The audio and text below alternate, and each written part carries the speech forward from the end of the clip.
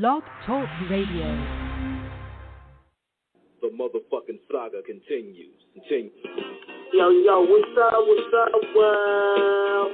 It's badass thuggin' like I usually do, and you better turn it up, bust some speakers out, cause we off the motherfucking cuff. You dig how we do it? Dog Pound Gangsters 2000 and beyond.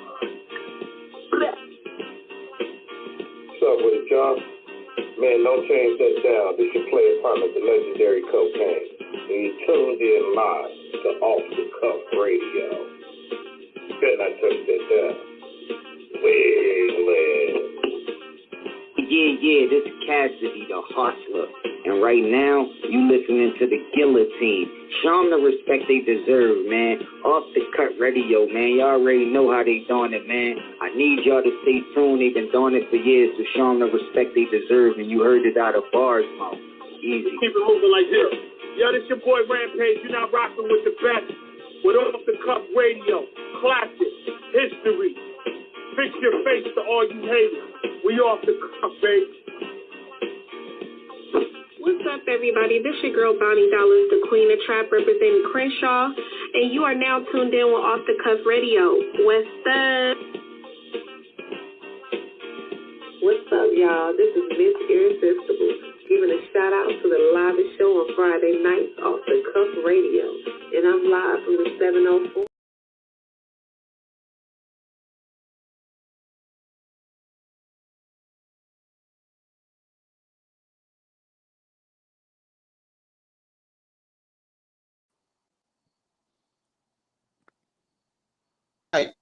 All right, what's the deal? This your man King Eric, the Media Assassin. We're now tuned in to episode 668. Got my host T-Max with the facts. What's good, man? What's going on, y'all? It's another main event of a magnificent Monday night, of course, on that outstanding frequency, OTC, Off the Cuff Radio. Shout out to our co-host in spirit, Elada Sandman, and Lady Chinchilla, of course, DJ Sincere, Dirty Basement, New York. And we have a very, very, very special guest tonight, ladies and gentlemen. This man has made his mark as a producer, entrepreneur, and all-around savant of the culture in terms of immersing himself in and making himself an indelible imprint in all things hip-hop music in reference to his curating and creating so many classics and working with some of your famous artists out there. His resume is long, distinguished, and unbelievable in terms of his achievements and accomplishments. There's a lot to be said about him, and there's a lot of people have said about him.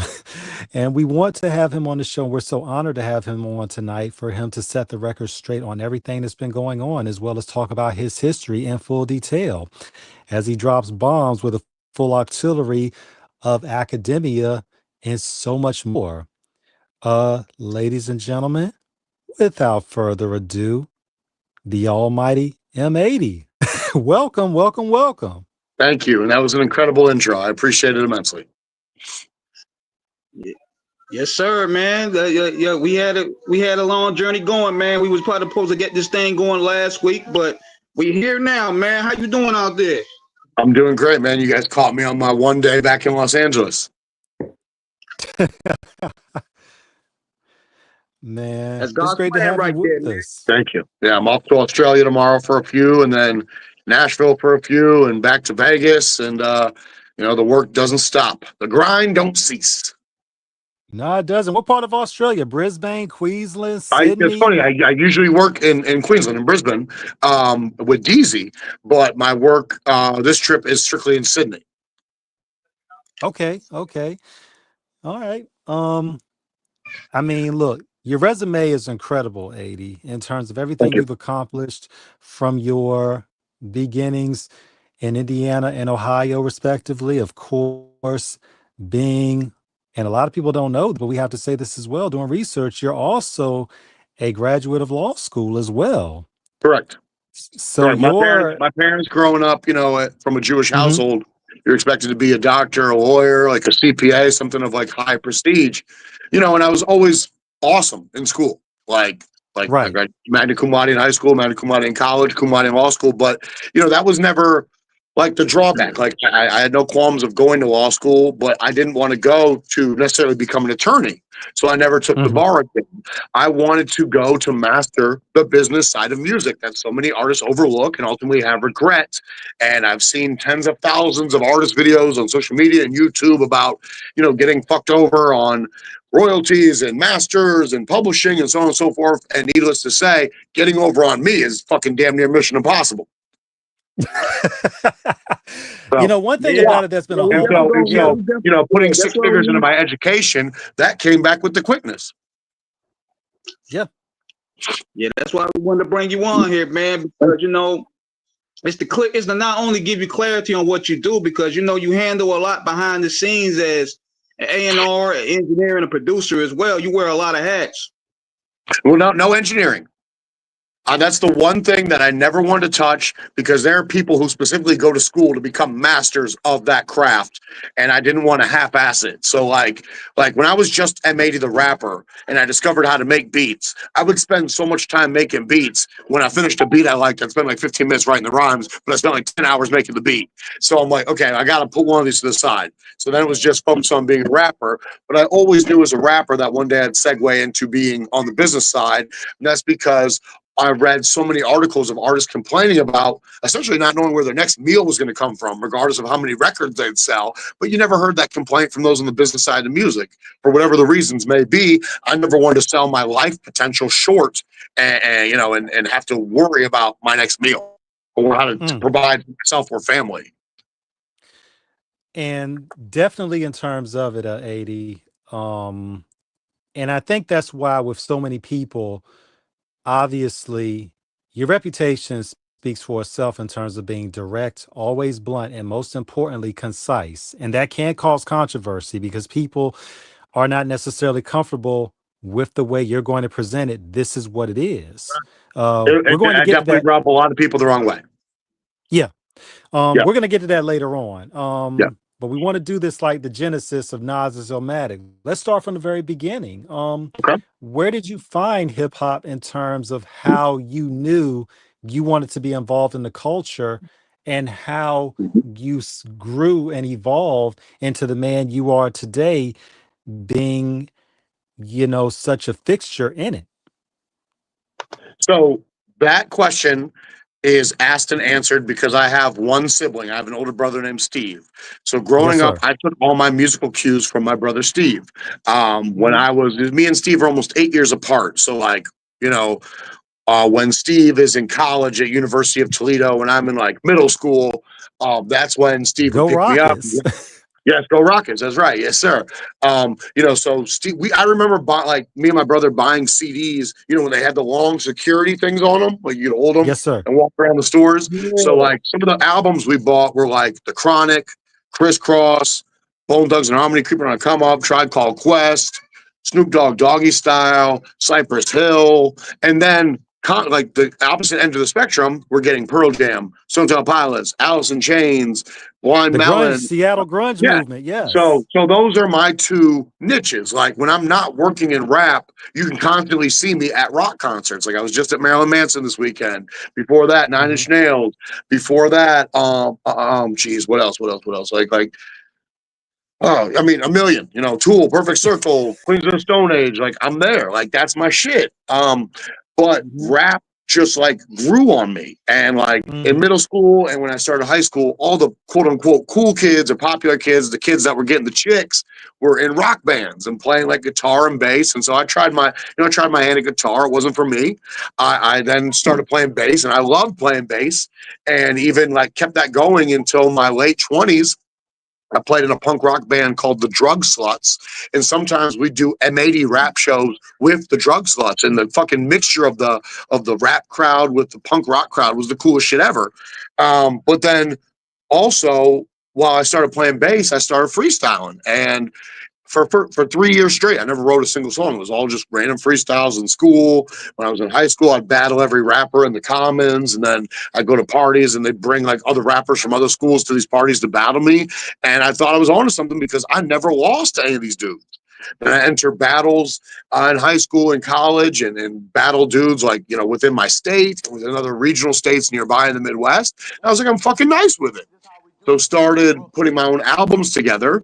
And, you know, I can go back and be honest about it. These aren't the world's greatest rap albums, but it was just like, it was providing a career for me. I was learning as I went, which a lot of artists now don't have that like affordability.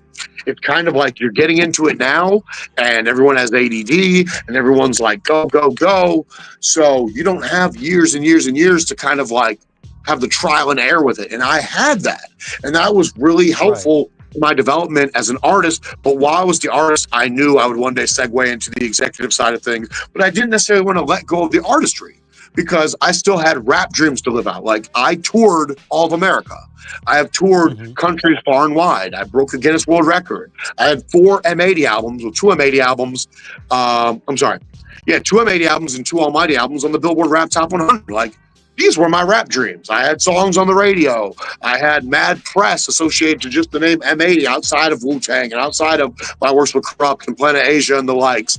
So it's like, it's not like I had a failed rap career and decided to make this amazing change that altered my life for the better. I still had a great rap career, and I used those monies that I earned from rap to fund my education, which now education is the most invaluable piece of what I do on a day-to-day basis. I could not operate how I operate without that education. You know, one thing about it, 80, and to hear you speak on this in so much of an intricate and intimate detail about the nascency of your beginnings and then how you use that to facilitate your next step. You were already 5 steps ahead in terms of what your 10-year plan was, in terms of what you were going to do. Yep. Since the late 90s, early 2000s, you know, when I met RZA, I met RZA in 03, 04. Yes, sir. You know, and I met Dreddy Kruger and all Wu-Tang around that time. That's when I picked up on like RZA's 5-year plan. And I've literally set 5-year plans for myself since then. And I've, you know, within the 5-year plans is what I want to accomplish on a yearly basis, what I hope to accomplish on a monthly basis. And that is what sustained my work ethic 20 plus years later.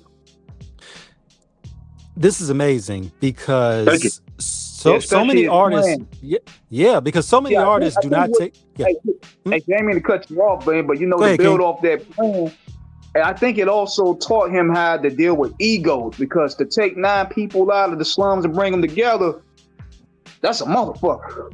Yes, yeah. And RZA's just a whole different animal. You know, I know everyone in the clan very well, but RZA's always been the most versatile, the most well-spoken, the most traveled, the most cultured. So RZA's dedication to business implementation, for better or worse, no matter how you want to nitpick it, has always been from a stance of like a greater aptitude than the rest of the people, you know? So like RZA might not be in love with making Wu-Tang Clan music anymore, but he certainly hasn't fallen out of love with the culture and things to do to benefit his legacy. And you have no choice but to respect it for what it is. It does not take away from what he cemented in the first decade of his career, in the first 2, you know, ongoing 5-year plans. You got Wu-Tang Chambers, you got Wu-Tang Forever, and that right there could be the legacy at the end of the day, whether you like everything that came after that or not. He went from putting on 9 people to putting on hundreds after that. Yeah. I mean, reading the Wu-Tang manual, M80, that RZA wrote, it was released over 20 years ago. We got the full picture of how, because obviously this book is written 11 years after of course, the 36 Chambers in 1993 was released. So we actually get the full story as RZA broke it down as to how this all came together. And you saw that seems like a whole eternity ago, right? Yeah. We're old, aren't we? Fuck shit. Yeah, man. I had to just like check myself real quick in my head. And I'm like, yeah, that date is right, because I was with RZA when that came out, and I have one of the first signed copies. I was with RZA the day that 8 Diagrams came out, and he told me this is the first copy I've signed to this, and I have it. Like, so yeah, man. God bless RZA. You know, when RZA and I talk business and I talk like this, he'll be like, whoa, M80, stop. don't talk to me in your hustle voice. Talk to me normally. And I'm like, bro, this is how I talk. Like, there's no hustle voice. It is what it is. You know, we laugh about it, but like, I talk with purpose. Like I walk like a New Yorker. Like I walk with purpose. I walk with a destination in mind. I got places to be. I got places I want to go. You know, so it's like there's no slouch about it. There's no fucking just moving to move and be present in the atmosphere. And you know, like Kill Priest describes himself as a space cadet with a tape cassette player. You know, like no, I move with purpose. Yeah. Man, look, we could add comedian to your already impressive resume. Oh, you definitely well. can. You definitely can. And I have tapes of my I have tapes of my stand-up career on VHS from way back, from 16, 17. Is there anything that you don't do in terms of having a creative outlet?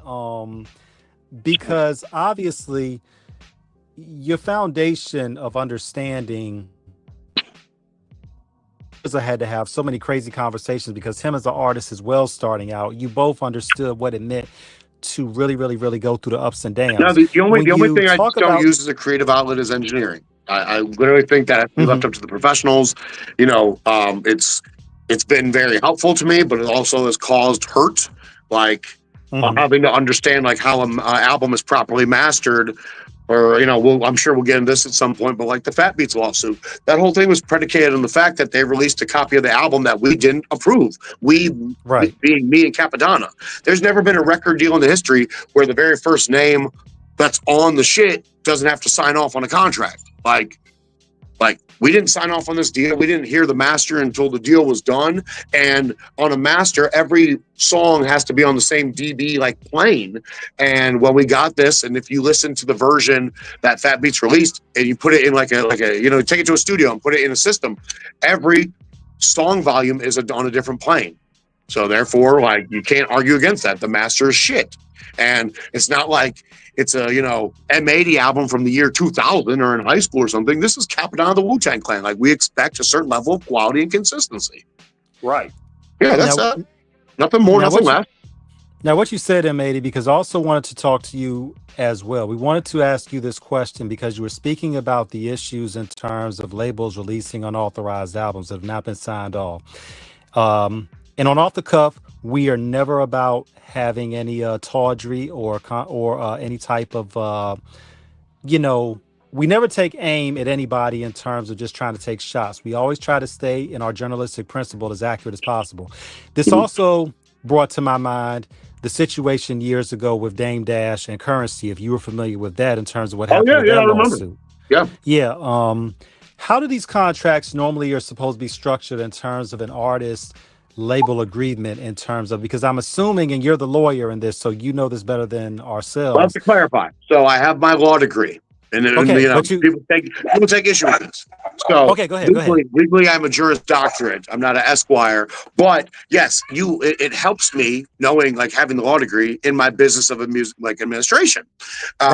So I can help do legal shit for artists of mine that are things that are administrative in nature outside the courtroom. Like the Steina with Chino shit going on. They're like, he tells people he's an attorney, which is against the law. I never tell people I'm an attorney. I have a law degree. Like, if I want to be an attorney, I could be an attorney. If you're smart enough to graduate law school, especially cum laude, you can pass the fucking bar. When I graduated law school, literally a week later, I was asked to go on a whole American tour with cannabis. I was like, hell yeah, cool. I'll take the bar next year. Then we go to do the Almighty album and the Jizza album and Wise Men and then Kill Priest. And then then I was like, I'll do it next year. And then next year we do the Academy and Undergods, 60 Second Assassin and Timbo King. And my life never slowed down. And I'm like, fuck it. It's too late now. So let me go ahead and rephrase that in terms of lawyer acumen, because obviously you have the academics of it. Yeah.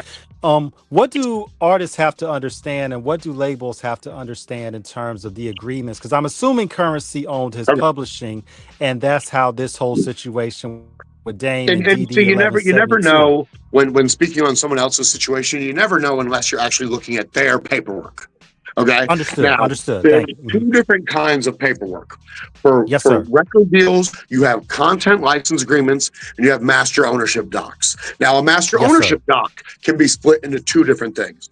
So a content license agreement says the person who made the music is going to own the music.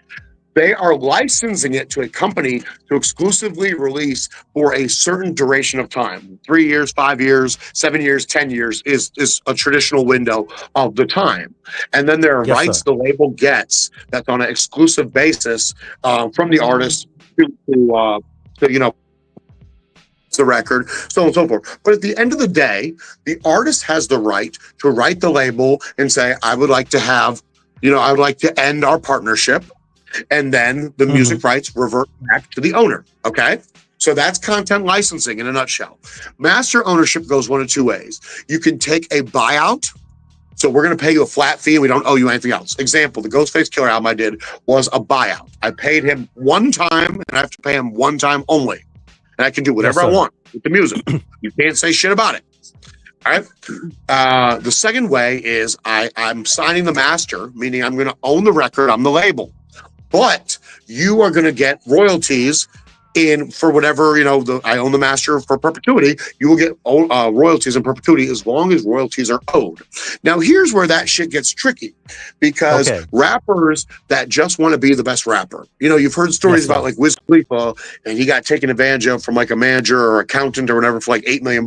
You hear the same story about Rihanna and you hear the same story about many A-list dudes that just wanted to be the best artist they could be, the most famous A-lister they could be, and therefore ultimately have regret at the end of the day because they wanted to assign the roles of really understanding the business of their music to others. I don't have any qualms with that. But every artist in the world should strive to be the best business person they can be as well. Not just the artist. You don't just get to wear one hat anymore. You want to wear all the hats to understand the ins and outs of the industry you're in, right? Like someone doesn't become a medical doctor and refuse to like learn new procedures. Like shit changes. So therefore, if you're willing to learn the business and wear these multiple hats, chances are you're going to have a better course of your career. You're going to strive to do better. You're going to make more money and be happier in the long run. So when artists that just want to be the best artists see a contract, they look for two things. What is the amount of money I'm getting right now? And what is my royalty rate? What is the percentage? So when I signed Benny, for those of you at home that didn't know this, I had signed Benny the Butcher to Holy Twitter Productions when he never sold more than 500 records. I believed in Benny from the minute I met him. I have emails where I was writing labels, trying to get labels to sign Westside and Conway before Shady. And they'd be like, no, like, because this guy's talking all this Hitler shit and blah, blah, blah, blah, blah. And I'm like, whatever, let's focus on Benny. So I put literally everything I could into Benny, and I've worked for many years in the Spesh. But Benny, as soon as Tan Talk 3 launched, we had companies offering 400 grand, 500 grand, up to $1 million. And I told Benny, I'm like, our $1 million payday is around the corner. Like, just keep working. But I had to explain to Benny, now, just so you understand, if you're already able to make this amount of money yourself, you don't want to take it from somebody else. Why is that? Because it's not just, if you sign a deal for $500,000, it's not you make the $500,000 back and then you start getting the royalty. It is the $500,000 back times a level of interest, which is usually between 2.5% and 3.5%, like a bank. That is the interest rate. So if you take $500,000, you might not see another penny of your profits until you make $1.5 million.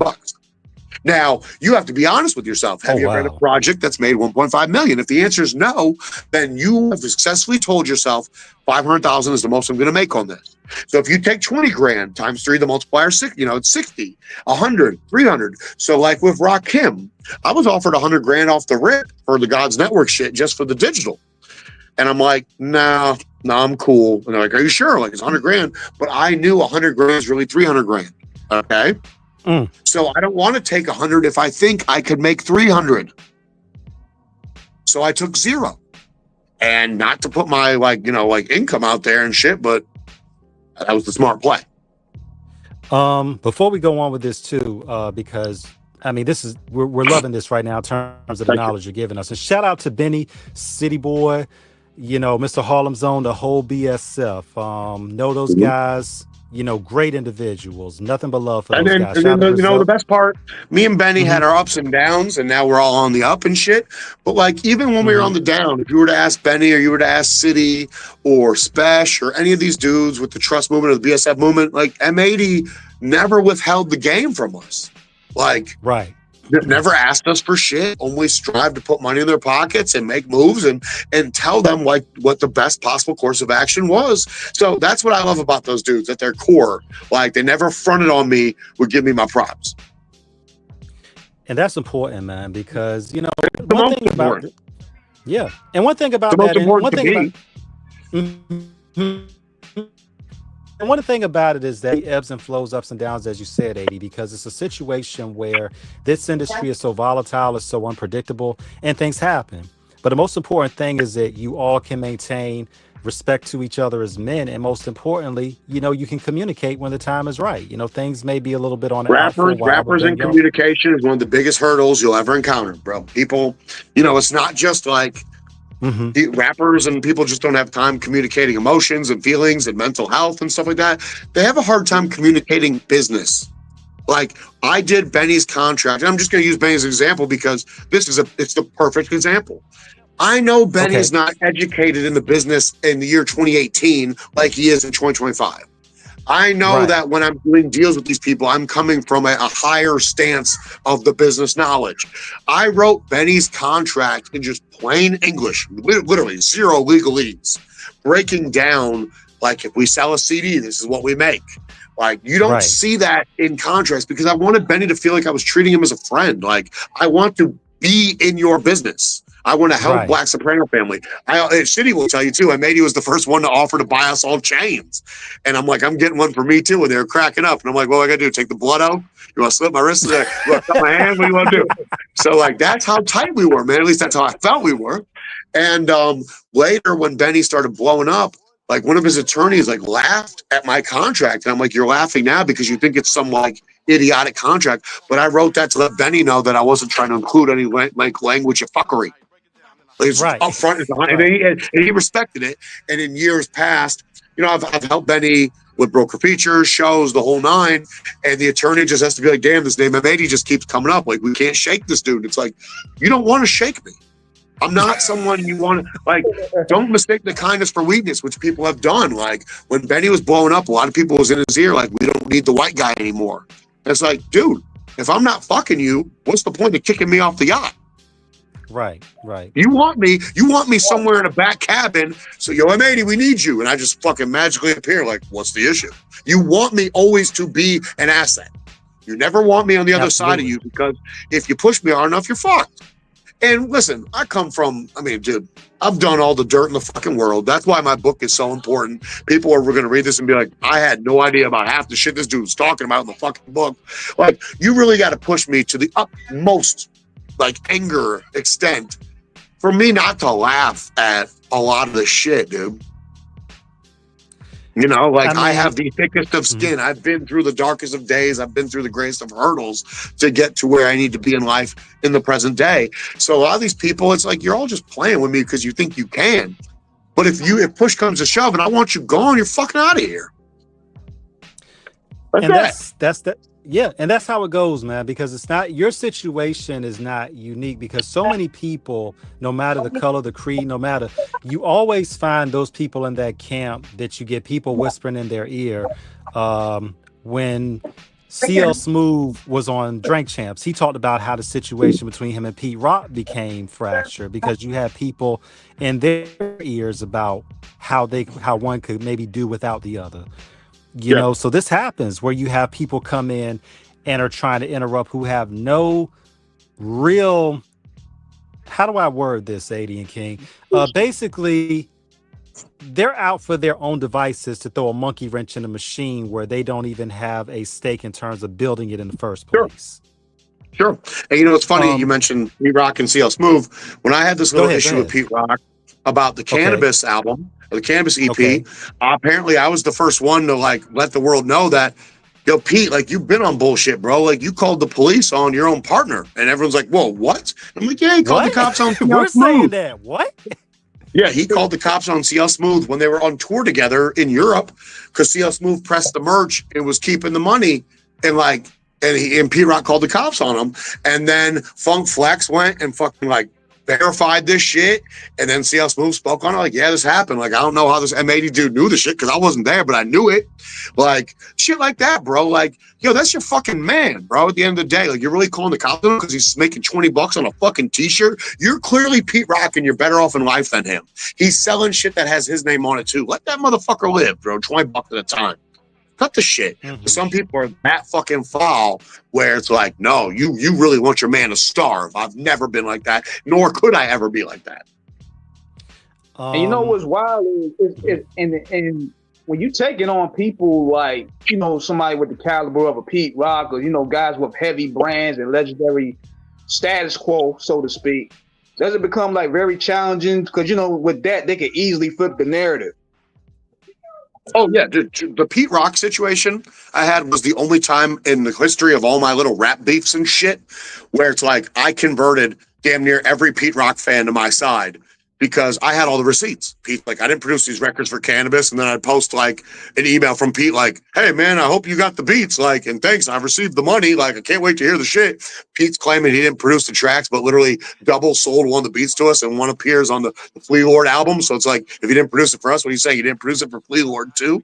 And then the signed contract from Pete for the verse, which he said he didn't do, was AI, which is bullshit, because the verse had come out before AI was ever a thing. So it's like, they all one by one had to be like, damn, Pete, like, why the fuck you just lying on this man? And like, you know, Pete just had to eat that shit. And that's why he hates me for life. Cause it's like, you couldn't beat me with your lies, just like I'm dealing with now with like the oldest daughter in the Chino XL estate. Like, what are you so mad at me about, dude? I said I was going to buy these albums. Chino never owned any of his albums in his lifetime. I'm going to buy a couple of them, get them out, turn the masters over to his youngest daughters who knew me for all these years. And Chino told you can trust M80, gave them the masters. They get accounting statements from the distributor every week. They pull the money as they need to pull the money. What the fuck are you mad at me for? Oh, it's because you're not eating. Just be honest with the people and say that's what it is. Otherwise, why do you hate me? Well, why? When your father was supposed to die in 2022, I paid to save his life. Facts. Got the invoices, got the receipts, got the fucking voice notes from Chino himself. Like, you know, all these shits. It's like, it's the grossest thing I've literally ever dealt with in my entire life, especially dealing with so many estates now in the present day. You know, I work with DMX, I work with Sean Price, I work with Prodigy, I work with Fred the Godson, I work with Abe Links, I worked with Hussein Fatal, with Young Noble, like, ODB, the list goes on and on and on. But you've never seen me have any of these fucking issues with any of these people. It's just Chino. And it's like, dude, that was my actual closest friend. This is fucking crazy. It should not be like this. And you know, one thing about it, M80, because me and King talked about this in pre-production, you know, and we didn't really know how to approach that situation because we wanted to ask you. So we're so grateful that you brought it up, because we knew this is something, and this is another reason why we wanted to have you on the show, because we wanted you to say what you had to say to set the record straight on everything. When you think about the industry in general, because we'll get more back on the legal. There we go. Sorry, you cut off there for 10 seconds. It's okay.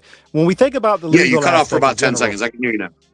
Got you. When we think about the legal aspects in general, and we're glad to have you on because we wanted you to speak, you know, to address this situation in full, because we didn't really know how to approach it, but we're grateful for it.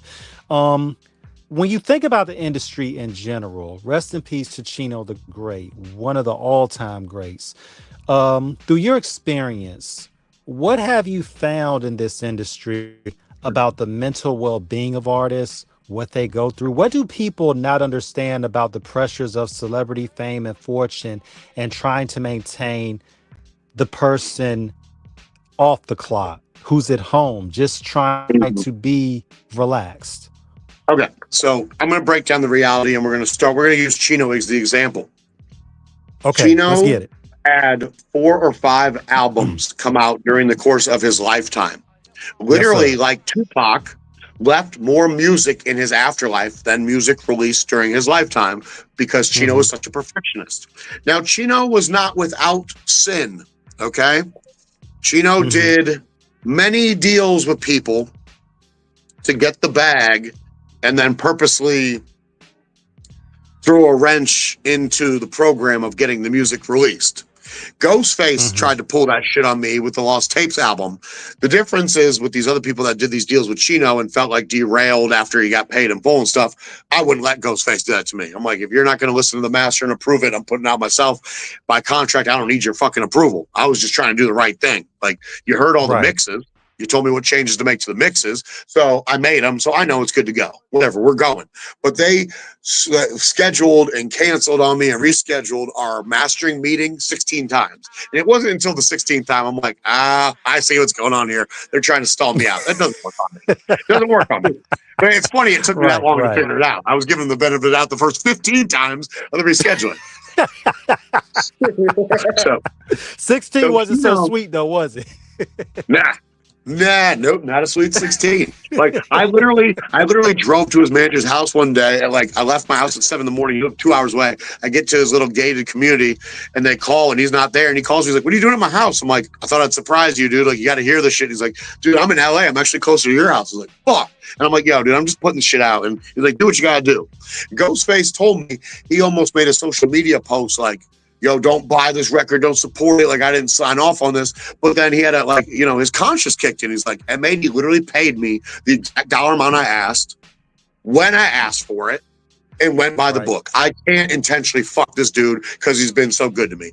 I paid Ghost 20 grand less than Wu-Tang Clan got as an advance for the Wu Saga album. RZA was like, let me find out if this is real, and I'm doing a record with you. RZA calls Ghost manager. He's like, "Yeah, May dropped the bag off like today." And RZA's like, "All right, man, let's schedule a meeting." Man, like I paid Ghost like he was on Def Jam again, like he was on Epic, like any of that shit. Like, come on, don't let your fucking naysayer, because Ghost hangs around tons of people who don't fuck with me. Don't let these people be in your ear telling you I'm a bad person if I've never done bad business by you. Stop that bullshit. It's so indicative of rap culture. If I've never wronged you and you're willing to let other people get in your ear about how either good or bad of a person I am, fuck that noise. You got to be man enough to make that fucking decision for yourself. But that's always the thing about it, 80, because when you're dealing with people, and this is not just in rap. This is anytime you are a celebrity, you have money, you have any type of prestige or prominence in society, because it's no different than being a pro athlete. You got people who have that access, let me recalibrate my commentary, because y'all know what I'm trying to articulate here. Yeah. Basically, when people see you and you're up and you're way up, then you have the people that are the yes men that will not risk their access. So they're just going to go along with everything you say. And then those are the ones. And then there's the ones that are going to try to build a wall to keep everybody else from coming in. Yeah. And obviously you've seen it from both sides. Yes. Now I'm going to take that to get back to your initial point. Every artist that's coming out now and in the past, let's say, better half of a decade, not necessarily a decade, but the better half of a decade, you need to study West Side Gun. If you're not moving like West Side Gun is moving, then you are moving in a manner that is detriment to your career. And now we're getting back to the Chino point. So Chino, who only dropped 5 albums in his year, Chino came out during the golden era of rap. Okay. And in the golden era of rap, depending on if you're signed to a major label, Chino started his career with Rick Rubin. So you release an album, you tour America, you tour international, you do heavy marketing, you do heavy merchandising and physicals and the whole nine. And depending on your level of advancement, and if your record sells through to go gold or platinum or multi-platinum, then you have provided a foundation to be sustained until you get back in the studio several years later to do your follow-up record or records, plural. We are not in those times anymore. That is gone. It is like it never existed. If you're operating under that guise, sorry for you. It's not going to work out for you. Example, Keith Murray, who is not an M80 fan anymore, and it's because of my blunt honesty, calls me like 2-3 years ago. I just finished my brand new solo album. It's executive produced by Eric Sermon. I got Redman on it. I got this. Essentially telling me he just made the same album he's always made every time. But the difference now is his last solo album was pre-2009. The Under Gods album, which is the last official title, was 2009, 2011. So he's like, what kind of money do you think's out there for me for an advance? He's not talking about like how much money I can make selling my record. He's talking about an advance from a label. I said 0. Fuck you, M80. What do you mean 0? I'm Keith Murray. 0 because labels play off of the analytics of your last SoundScan history, your last sales reports. Your last sales report is so long ago, there is no way for a label to quantify what your project and who you are and what you're worth in the present day. Another example, Rakim. His last album was The Seventh Seal. It came out in 2009. So what I did by giving the world a new Rakim project year 2024 was essentially solidify a brand new SoundScan for Rakim. It didn't matter that it was only 7 songs, that it was the first ever project fully produced by Rakim. It didn't matter that Rakim wanted to delve in his feature bag and let his peers shine alongside him. The fact of the matter is I got his numbers back where they need to be. So when Rakim goes to any label to broker a new deal in the year 2025, he can ask for literally $500,000, $1 million, show a SoundScan that is as recent as a year ago, and get the fucking bag without quantification or hesitation of the analytics of it. The numbers are right then and there, and guess what? That's exactly what he fucking did. So world, you're welcome. You'll have a brand new Rakim solo album sooner than motherfucking later. And was that one of the one of the main issues when you're dealing with legends is introducing them to a new audience, because the demographic that Rod is re-entering is different from the time that he came out. So do you find that as a challenge? Yes, because here's a challenge for 2 reasons. One, people as they get older, 40s and 50s, aren't buying the albums, aren't attending the concerts. You know, they're different people. They got families, they have life expenses, they have different priorities and responsibilities, and you have no choice but to respect it. The second part is, if you've supported a legacy artist for whether 5 years, 10 years, 15, 20 years or more, you get to the point where you feel like you've done enough and you don't have to support any longer. Okay. Yep. So that's why you see an artist like GZA go from his debut album was platinum to the next album was gold to now, can you sell 100,000 units? Can you sell 50,000? To be determined. GZA signed a deal in 2008 for his Dark Matter album that still has yet to see the light of day. Every year that goes by after 2008 means that the label's investment is worth less and less and less. Now, it's funny you said that, M80, because this also brings me up another anecdotal. This was years ago with Cormega and the situation he went through with Def Jam, with the Testament album, and all that he went through in terms of the drama and reference. Because he talked about this in XXL Magazine in 2001, of all the drama and how that record got held up. Because this was going from 1997, and how he was trying to get the album back. And they were still trying to charge him like $250,000 for it. But his lawyer was saying, even if the music is still, you know, even because the years have gone by, it can depreciate even if the music is still dope. Yeah. But you can still get caught up in that, you know, label limbo. And when we look at it, and here's the funny part about it. As the time goes by, the label has already written that off for taxes. Okay. So it's really of no substantial loss to the label to just give it to you after you've already written it off. You think it's just punitive that they try to do that for the artists? Right. No, they don't. They want their money. Got you. Understood. Again, the artist isn't supposed to understand that your shit's already been a write-off to the label. They sign artists to shelve them just for the tax write-off. That's why independent grind is so great. Motherfuckers aren't signing no one to an independent label to shelve them. It happens, but that's not the intention. Yeah, that's a big part of my book too. Like, there's a chapter on Sound Records Entertainment that deals with cannabis and the Undergods and Bronze Nazareth and 60-Second Assassin and Sons of Man, where like the label got so fed up with working with cannabis and Keith Murray and 60 and all these people, they were going to just shelve the albums and take the loss. I stole the masters, like literally took them, like went around the label, went to the engineer, I went to an intern, I got them, I put the 60-Second Assassin album out myself. Then when they found out about it, like they were going to sue me, so I like, you know, like damn near was going to go bankrupt and be like, fuck it. Then after that, they didn't sue me, and we started talking again because they wanted to get back in the music. And I was like, look, I need the Undergods album, and I already had the files, but I wanted them to feel like they were part of the deal. So they allowed me to broker the deal with RBC Records, where they, Cannabis and Keith could get an advance to add some more songs to it.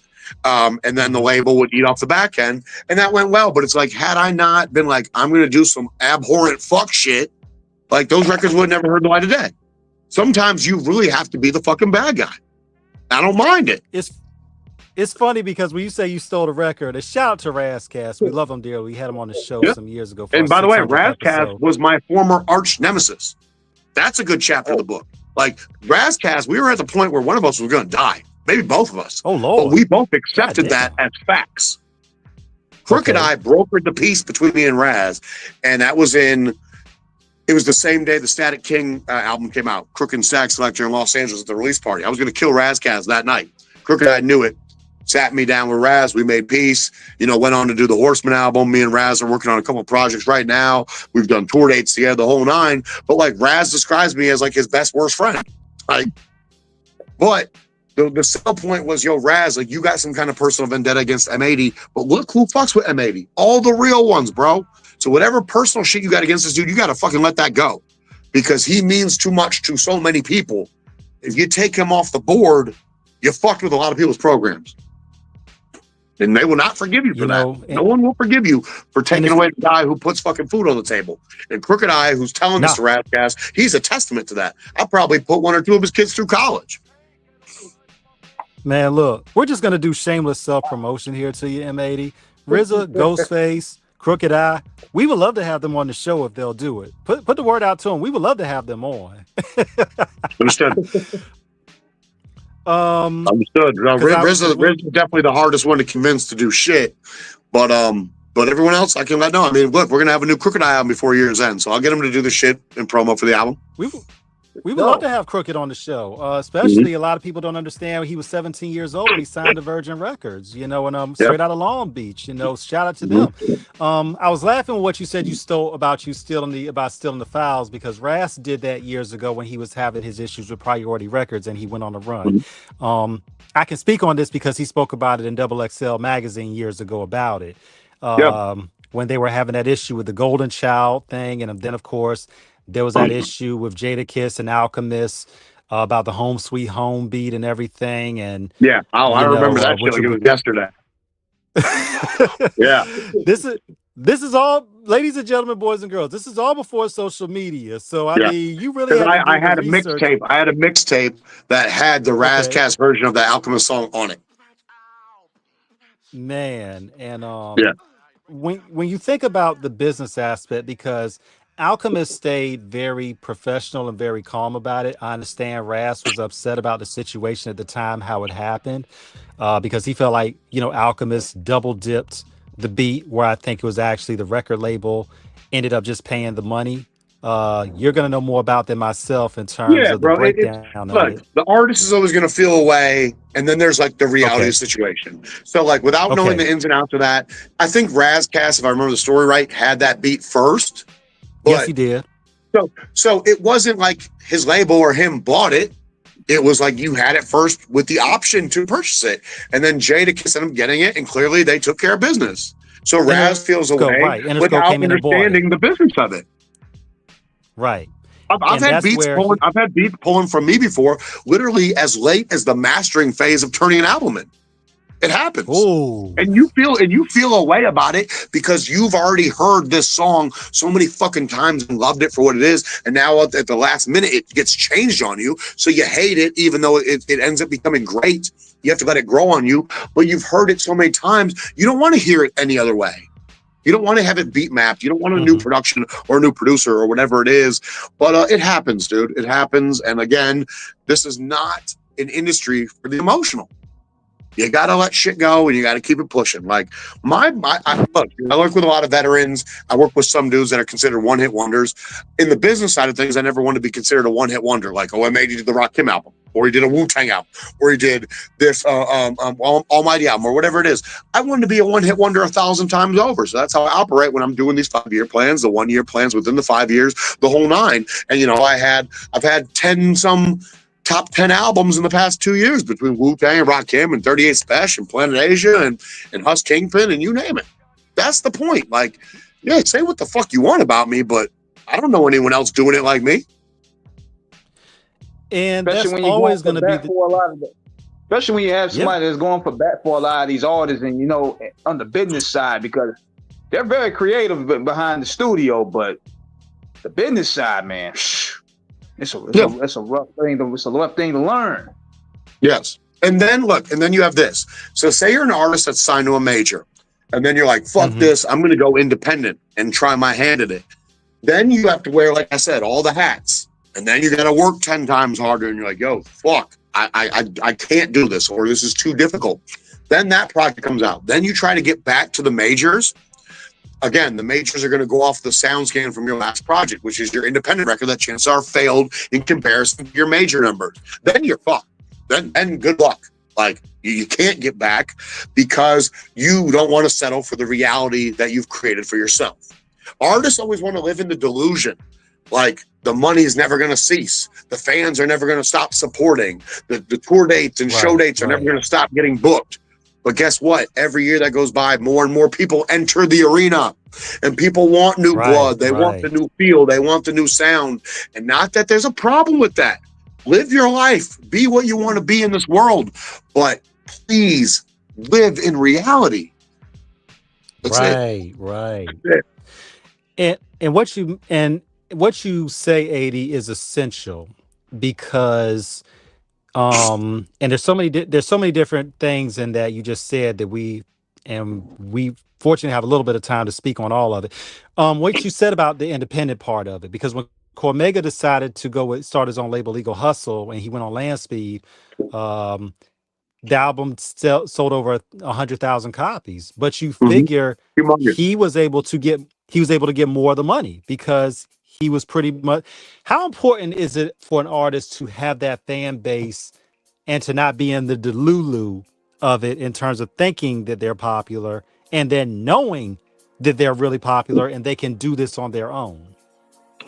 Dude, it's like the greatest freedom in the world when you can get to that stage of your career.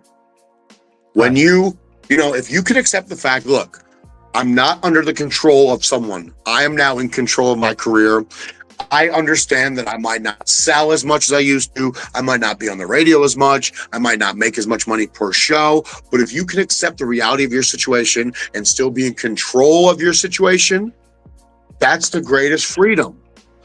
Another point relating back to Chino, and I spoke on this in my IG stories today. Chino was not an artist that just went to the studio to record music. He went to the studio to record when there was a paycheck that required him to record. He was not like 38 Spesh or Benny, who just goes to make raps because they know if I put out a new album, I'm going to make $250,000. He went when people paid him to go, and that's why so much of his shit is owned by other people. That's the reality of it. Accept it for what it is or don't. It does not fucking move me one way or the other, okay? I live in truth, all right? So that being said, he didn't believe in himself like Cormega believed in himself and let himself win. Yes, every rapper sets up their own company at some point just for the namesake of it. You know, whether they want to sign other artists or not, or just have an imprint that's with them so they can go from signing an artist deal to a joint venture deal. Because when you sign a joint venture deal, you have the ability to put on other people under your umbrella, under your label company umbrella, okay? Right. So that's the difference, that's the beauty of it. But I'm telling you, for an artist like Cormega to do that, especially during that era, shows great belief in self, shows progress. And that's the kind of shit that the labels, the major label infrastructure fears. Like, they're getting powerful, they're getting knowledgeable, they're getting strong. Fuck. So now major labels have to make greater concessions to the artists. Like when I was with RBC and Brian Shafton then became the VP of Urban at BMG, there was a time where they were going to sign Run the Jewels. Now, thankfully, they still figured out a way to work with Run the Jewels, but Run the Jewels ended up signing with Mass Appeal. It was the same amount of money being offered, but Mass Appeal had offered a fucking tour bus as a non-recoupable expense, meaning it's a gift. RBC was not just paying for a fucking tour bus. Like, there's certain shit where labels have to really step it up now. You see deals like 21 Savage where he owns his masters. There were no fucking label deals for majors back in the day where you could own your masters. You have to play to the strengths of the artist now if you want to stay in business as the label.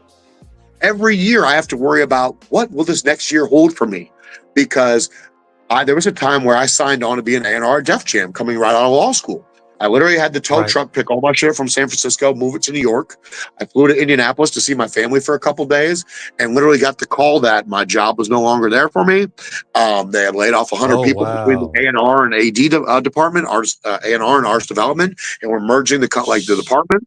And that's when I set up shop for myself in Indianapolis. So literally, I was taking the label job because I wanted to be like, I'm an A&R for Def Jam. That's a cool thing to tell people, especially coming out of law school and being, essentially wet behind the ears.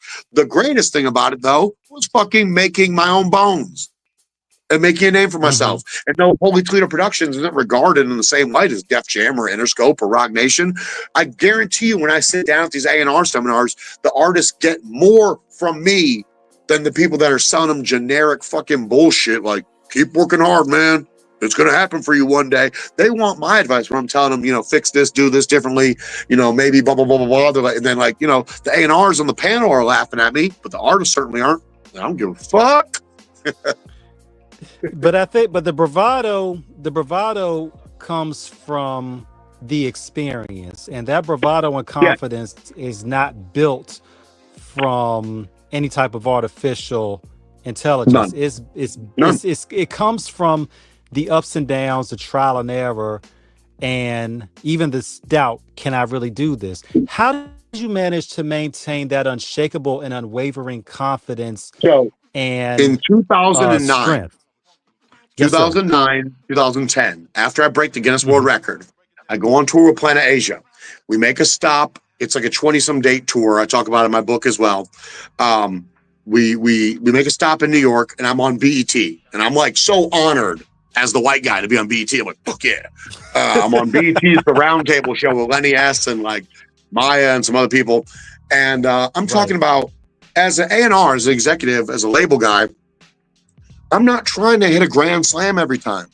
I'm independent. I'm learning as I go. I'm building. It's about investing and making profit back. So as long as I can stay on base, I'm comfortable with that. And you could tell that no one on the show had ever even considered that, because no major label operates like that. They're putting up hundreds of thousands to millions of dollars to make multiple millions back. That's the grand slam every time. They're not worried about just keeping the lights on. When I'm talking about keeping the lights on and moving on to the next shit. As long as I'm not losing, I'm winning in my mind, right? And they're like, God damn, this kind of makes sense. I'm talking about just staying on base, just keeping my name alive, just letting people know my company's active with it, And that's where the bravado comes from, dude. It's like, I never gave up on me. I never sold out. I never took on a project I didn't want to take on or believe in. I never worked with an artist I didn't believe in or felt like I could genuinely make better. Now, granted, towards the end of Chino's lifetime, I finally had him believing in himself. The underlying theme with Chino was none of that shit mattered because his health took a turn for the worse. And there's nothing we could have done to correct that. I didn't know Chino had stage 4 cancer until after he passed. He literally kept that from damn near the entire world. It was not, I thought it was just he needed the surgery again that I paid for in 2022. It kept him alive for an extra 2 years. He told me he needed that again and needed to put the funding together. Okay. I didn't know about the cancer. But Chino made posts on Instagram. There's a video post of Chino saying it out of his own mouth I have, and there's a Chino post I have that he texted himself. I got him convinced to be on that West Side Gun program, bro. If you know each one of these records could say make 20 or 30 grand and you're a family man and you got mouths to feed, it's not okay to just rely on Immortal Technique to call you when there's the next tour. Viper Records put his album out in 2012? That was it. That was it. There's no other follow-up Viper Records album. When Chino and I did the deal with Fat Beats for the Reconstruction LP, Chino made more money on the deal for $4,000. And then when we sold the 150 copy allotment that we had that he signed, we made an extra like $8-9 grand than he did on the album with Viper Records. Listen to what I just fucking said. We made more money selling 150, 60 units ourselves than Chino got paid on the whole album from a label. And that was the last album before God's Network. Or sorry, not God's Network, God's Carpenter. God's Network was Rakim. God's Carpenter, I don't get enough credit for that shit because that only was released because I paid for the surgery to keep Chino alive. I made no money on that record. I'm not Brutal Music. That's Stu Bangers. You look in the credits of the album, my name's not fucking in there. There should have been a whole page honoring me. You know, and that's something where it just shows how the business can be crazy because, you know, and obviously we're not trying to shade or slander anybody on Off the Cuff. Nope, This is all in the context not of at the all. I just conversation gotta speak the because, truth. because I love Cormega's people. going through this same. Yeah, because Cormega, he's on Viper right now, and I believe he's having some issues. I don't know to the extent, but he's talked Well, and about it it's by online. the And way, there it's a was different Viper than what it was okay, different then. Viper. Because Viper, no, well, Viper at the time was this guy Jonathan who owns it, and Immortal Technique, like together like this, and they're apart. Okay, So like Immortal or Cormega might have just done a deal with Jonathan, and got you. not to say like I don't like working with other rappers, but I'm also comfortable, and other rappers are comfortable working with me, knowing like my whole shtick is getting artists a fair shake, getting them the most bread for their fucking work. Like, great example. Another example on this Chino shit. Go ahead. They Go have ahead. all the contracts I did with Chino in his lifetime. Yes, sir. And Chino, again, he's an independent artist, like the majority of my artists. They do deals outside of me. They don't run all their plays by me, though they fucking should. It's the smart thing to do, especially because I got to sign off on a bunch of the shit. Chino, before he passed, did an EP deal with this company for $2,000. The last EP deal I brokered for Chino was provided for the Range Rover and another like 20 G's. There's a humongous difference when you have me versus when you're doing it yourself. The last 2 features I brokered for Chino, he made over 10 G's. The last 2 he did for himself, he made a stack. There's a difference there. Like, I get artists the biggest bags. The Ghostface situation, we've already gone through that. Ghostface told me when he did the Ghostface Killers album, he got paid like a fourth or less of what I paid him. Same thing when he did Czarface versus Ghostface. But I believed in what I could make happen with that record. And that's why that chapter of the book is so good. I go to Ghostface, yo, if we do this shit together, we can make 400 grand and split it. Ghost's like, nah, man, sounds like a lot of work. Just kick me off with like 120. So I did that. And a lot of Wu-Tang had resentment towards me because they're like, you ended up making more on Ghostface album than Ghostface. When typically I just get paid to do my job, and it's a fraction of what the artist is making. So, but that's the reality of it. He didn't want to join the program that would have made him the most money because he was not willing to work how I wanted him to work. So he chose, what can I do to do essentially the least amount of work and still make what I'm comfortable with making? I'm okay if that's what you want to choose, but don't get mad at me when I do all the fucking work and make the most money from it. I mean, but that's how it goes. And what you said earlier about when Chino about waiting for Immortal Technique, one thing about it, and this all ties in perfectly in this, because one thing about it at Off the Cuff, when King told me we were getting you, I was shocked because he said he just reached out to you when you hit him right. And by the way, no one bought my pizza and wings today, but I still had pizza and wings today. Oh yeah, it's coming. Yeah, it's coming. But yeah, we talked about that. Yeah, that's coming, man. It's along with the lemon pepper wings, and the soy sauce. Dude, I had the fucking garlic parm joints today. Woo. So but the thing about it is that there's like the Bible said, faith without work is dead. And for what we do, we can't do this show without putting in effort to reach out to people. We swing for the fences, and we just do what we can do. And for people like you to sit down with us, I mean, I was like, we got him for real. I like how you start your show with the badass stuff because I just so happen to be wearing my DPG chain right now. Yeah, man, that's a good friend of ours, man. Rest in peace to Badass. Yep.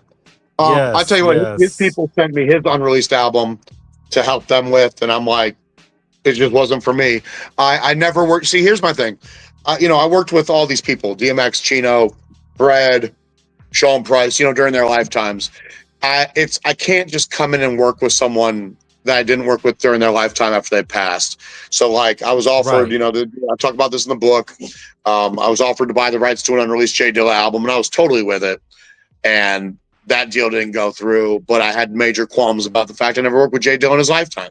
And I wasn't the biggest J Dilla fan growing up. I really didn't know the extensiveness of J Dilla's catalog until after he passed. And I'll be the first to say that out of my own mouth and admit it. I didn't know all the people. Honest, yeah. Yes, that's just the honesty of it. So it was the same with Badass. I heard the record, whether I liked it or not. I just didn't want to be that guy. I think that maybe one day, like maybe Snoop will put it out from Death Row or another company. If the people are proactive about getting it in the hands of where it needs to go. I just did not feel like my hands were those hands. But that's a very that's stand up of you, 80, because the fact Okay. is, and we have always felt like in general that the people who are close to those people who understand them, know their sensibilities and their methods, it makes more sense for them to execute, to be the executor of that intellectual property, whether those people are there or Yeah. not, because they Yep. understand how this should be done. Yep. When you look at it from that perspective, and one more thing too, because I got to know where to get this book from, because I do books heavy, and I Yep. would love to get a signed copy from you. Every copy ordered from October 3rd to November 3rd come personalized and autographed. Okay, is that on your site? I'm in control. I'm in control of all the sales for this first month. After that, I don't know who's controlling what, because then it will start going to different retailers and stuff. And like, if you buy it from like Barnes and Nobles, clearly it's not coming through my hands. So, but Right. all the orders that come the first month come personalized and autographed, the whole nine. Everyone who buys it is entered into this raffle that's taking place November 4th to win autographed memorabilia from Wu-Tang Clan and Rakim and Snoop and so on and so forth. Mine comes with a free digital download, a free bookmark. There's a curated playlist that's essentially like the soundtrack to the book that you get access to. It's literally the best song I A&R'd. It's 22 tracks from 2024 to 2025. I'm sorry, 2004 to 2025. I'll DM you. Is it on your IG? All the It particulars is of the it. first link in my bio. It is 100ways.myshopify.com. But it's the first link in my bio. Yeah, if you want to promote that, I'd appreciate that greatly. I came up with the concept for the book in 2016. I worked on it sparsely from 2016 2018, and then stopped because certain chapters of the book, the narrative was changing. Like the Razcast chapter would have originally ended like, by the time you read this, one of us might be dead. And now it's like, that's my best close friend. And we did the Horseman album, and we did this, and like, you know, like Raz was in the room when I banged this chick. Like, you know, funny shit. It's cool. Just real quick, because it's, you know, he's a friend of ours.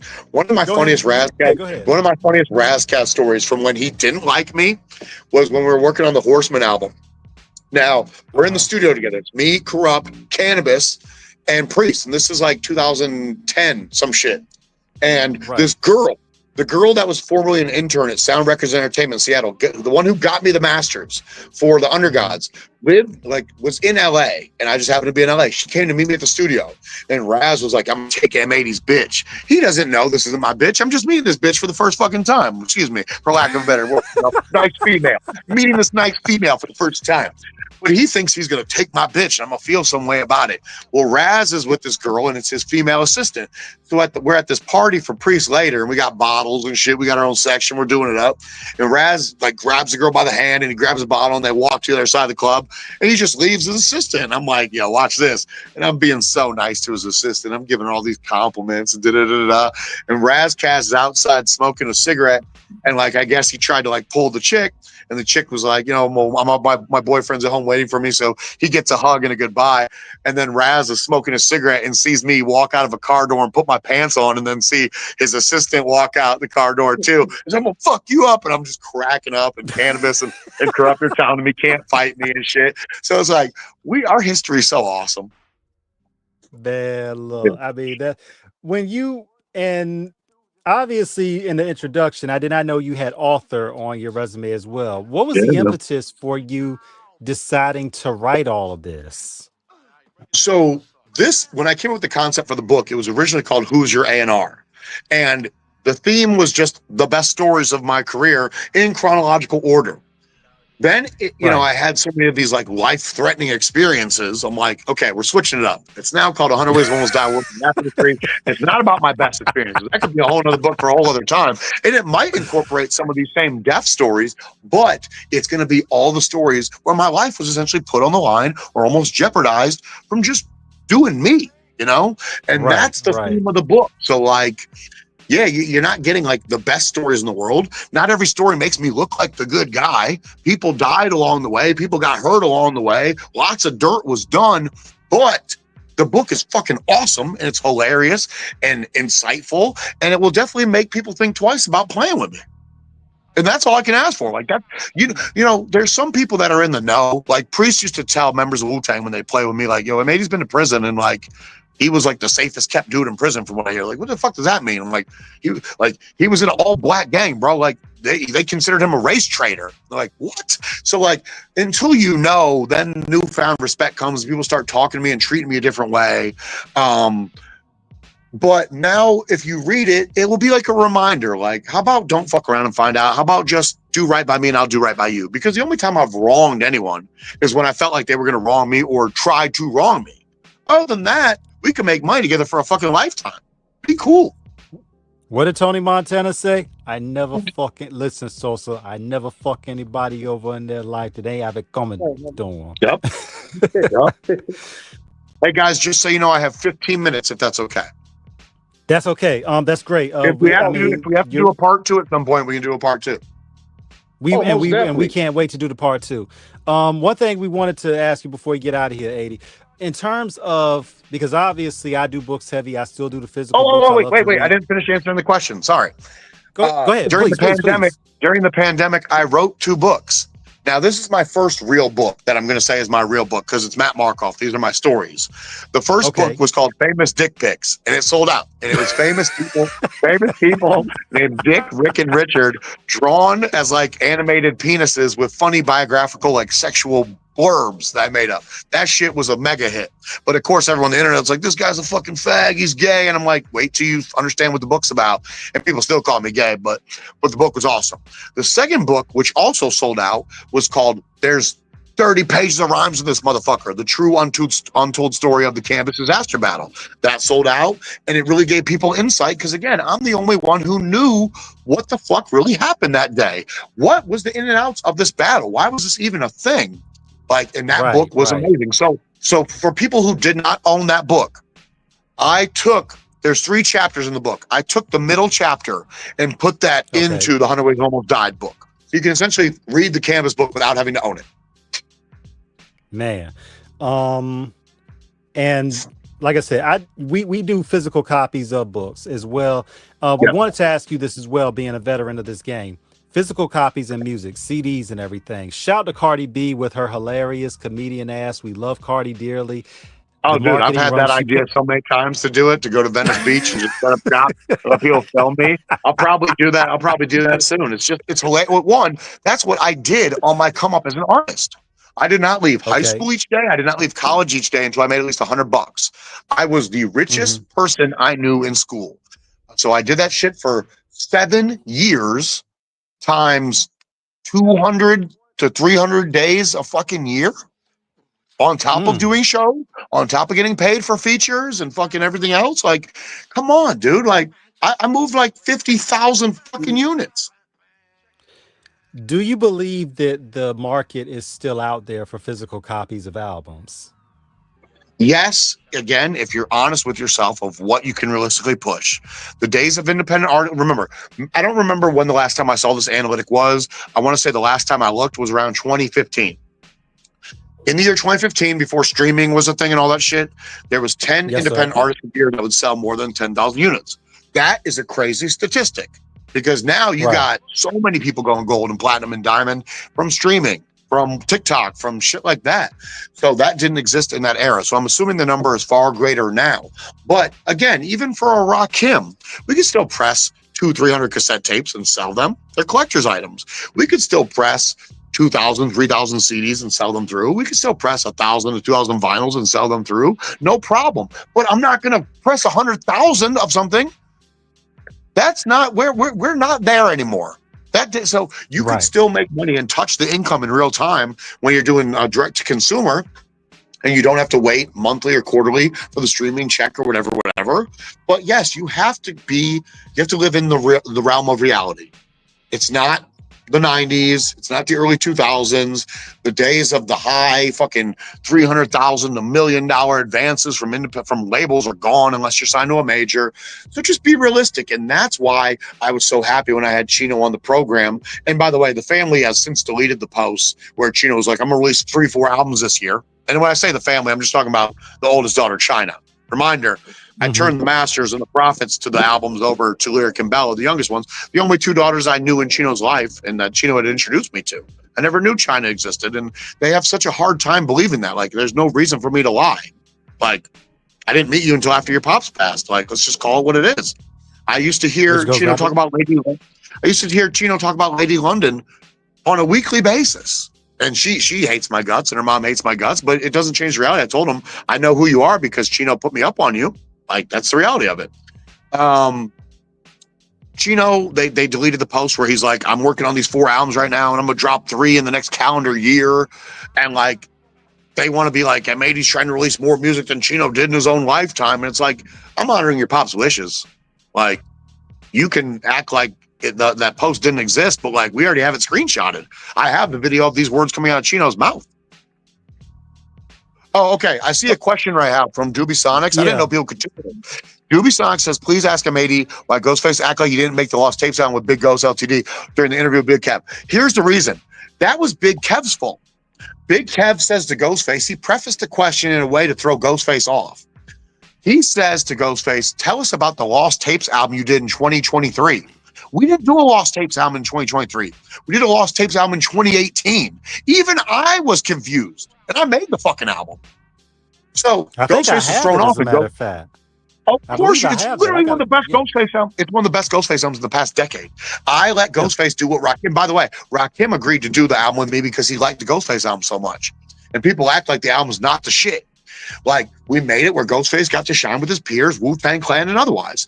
So Ghostface was thrown off by the question and says to Big Bootleg Kev, are you talking about M80? And Bootleg Kev doesn't say yes. He's like, I don't know. What do you mean you don't know? Motherfucker, you know me. Yes, M80. You're a professional journalist. Do your research. He knew what he was doing. And I told Kev, this is the funniest part about it. I thanked Kev the next day. I said, yo, you helped me make an extra 25 grand. I want to take you out to dinner or buy you drinks. He didn't respond, but we still talk. I've always wanted to be on Kev's show. I don't think Kev views me as a worthy candidate to be on his show. But the reality is when I'm on people's shows, they do numbers. Like, people tune in to hear rappers talk, but other rappers tune in to hear what they're supposed to be doing with their careers from the advantage point of someone like me. So Ghostface responded the way he did because of how Kev prefaced the question. Now, then Ghostface said, M80 tends to do too much. But again, you got to read the book to understand the bullshit I had to go through. Like I said, they canceled the fucking mastering appointment on me 16 times to approve the master. Ghostface almost told his fan base not to support the record, but had a change of heart. In 2023, we put out a 5-year anniversary edition. I did that, and I don't need Ghostface permission. Remember, I own the masters. I don't owe the guy another cent. I could put out a 5-year, a 6-year, a 10-year, a 12-year. I could do whatever I want. I could put out EPs from the master. So after Kev did that shit, and I'm like, okay, they're gonna like laugh at my album, like I didn't pay Ghostface all this money, like it wasn't a real album. This label hit me up. They're like, do you still own it? And I said, yeah. We did the 5-year anniversary shit because I just got the rights back. I licensed the digital rights to the Lost Tapes to a label and got the rights back. So I had to legally re-release it so I could switch everything to my name and take those SKUs down and put the new SKUs to make the money. So I tell this label, yeah, and they cut me a check for 25 G's. So I thank Kev. I'm like, I would have never got that email had you not make it seem like my shit wasn't the shit. And come on, I'm not pulling anyone's tail here. The Lost Tapes, even though it's the worst name in the history of rap, because Lost Tapes implies it's some lost older product, and really it's a brand new studio album. And I had to like use this Ghostface rhetoric about resurrecting the golden era, Cuban Link, Supreme Clientele sound. That album's better than Ghostface Killers. That album's better than fucking Bad Bad Not Good, Sour Soul. It's better than 36 Seasons. It's better than all them shits.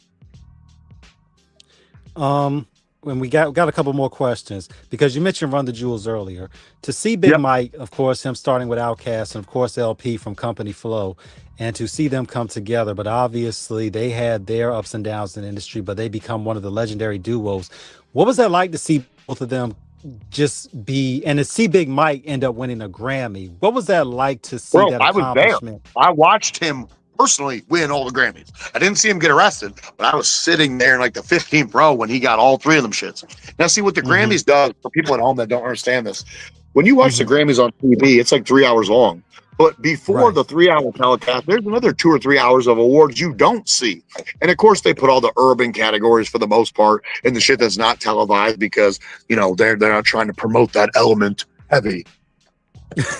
Right, of course. That's when they do like the Latin Grammy and the Grammy for Best Instrumental Album and Best Contemporary Album and Best fucking whatever the fuck. So, yeah, dude, that's fucking humongous, man. And Big Mike deserves that shit. Surely. Well, Killer Mike. He Well, Killer killed Mike rather. Killer Mike. A Yeah, lot of of his course. Killer Mike. Yep. You can I'm sure you Yeah. can get away with calling him Big Mike. He's a big guy. Yeah, Killer Mike, Mike Bigger, all that. Yeah, man. But but to see Killer Mike do what he did, man, and I am. and to see, and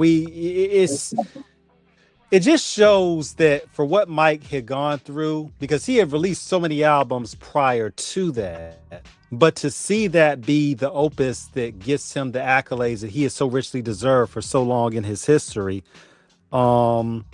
I mean, as us being children of the culture, we were so happy for him because it shows that you come from it, so you understand where our sentiment is.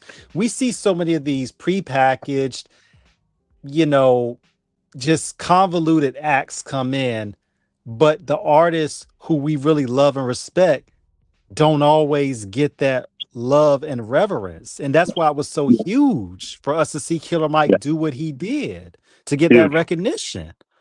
Huge. Huge. I love Killer Mike. He's been great to me every time I've been in his presence. I felt bad because on the Wu-Tang Clan tour, he saw me wear my jacket, the ones with the multiple colors that you button it together and it makes the W. He's like, man, I want one of those. I'm like, I got you, Mike. Like, he gave me his address, like 3XL. I go online, there's one 3XL left. I'm like, fuck yeah, I buy it for him. And I get the notice that the shop's like, yeah, we had an inventory miscount. Sorry, we're sold out of every colorway. And I told his manager on the last tour date, and he's like, yeah, I'm just going to keep that info from him because, like, I know he's definitely looking forward to it. So I don't want him to blame me. I'd rather him blame you. Like, God damn it, man. Like, but I wanted it. So I never got the chance to tell him, Mike, the jackets are gone. I'm sorry I couldn't come through to you. If I didn't think it was a big thing. But I did that on like a previous Wu-Tang tour I did with Capadon in 2013. I hit Power in the Wu warehouse. I'm like, how many of these varsity jackets we have left? And he sold me like 40 of them at like $100 a pop. And I'd wear one every night on tour. And sure enough, one fan in every city, yo, that jacket's ill, man. Do you have those for sale at merch? I'm like, no, but I could sell you this one right off my body. Yo, I want like $500. Man, I got like $350 on me. And I'd be like, bet, run it. And then I'd just go to car and put on another one. I did that. I literally sold all of them. I did not even keep one for me. That's the fucked up part. I'm like, God damn it. One thing about it is you understand the tenets of it and you're honorable about it, but we say this in the most honorable sense. You a hustler. And that's how you do. You understand how, you have people that use that as a derogatory term, and you have people that use that as a term of empathy. I look at it from a term of empathy. You have to hustle to eat. You have to hustle to survive. I have no qualms doing what needs to be done. And I'm doing it from a point of experience. You're not paying money to take a consultation from me just to hear me speak. I'm speaking from a point of knowledge. Like, you shouldn't have paid me for a consultation when I was just breaking bones and fucking, the early 2000s. But 20 some years fucking later, best believe I know what I'm talking about. Like, it's the best $500 you're ever going to spend in your artist career. I will tell you what all needs to be done. Artists think they could just put an album out and they're going to have the world eating out of their hands. I'm like, that's not how you do it. If the fans aren't there, you have to build the base, like Field of Dreams. If you make it, they will come. You have not yet made it. You have not created the foundation to attract the fans to buy shit from you. And that's something. Another thing I want to press up too is that since times have changed, these guys got to go out and hit the turf. Like, you got to get on all these shows, not just Breakfast Club or Hot 97. You got to hit all the turf. You got to hit us because we the glue to hold this thing together. Yep. Another difference when I spoke on, like Chino starting to like subscribe to the West Side Gun program and do more volume. Here's a Crooked Eye example. I booked a tour for Crooked Eye in the Midwest. It was 12 shows in 10 days. We did a feature for an artist in that city every day before the show. And we sold merch, we sold CDs. Crooked Eye made more during that tour for 12 days than he did his next tour, which was support for Ritz, doing 65 shows. The M80 difference is a real motherfucking thing. We're going to go ahead and, you know what? I'm going to go ahead and suggest you put that on a t-shirt. The M80, go ahead and put that on a t-shirt. Real motherfucking thing. Yeah, go put that on a t-shirt.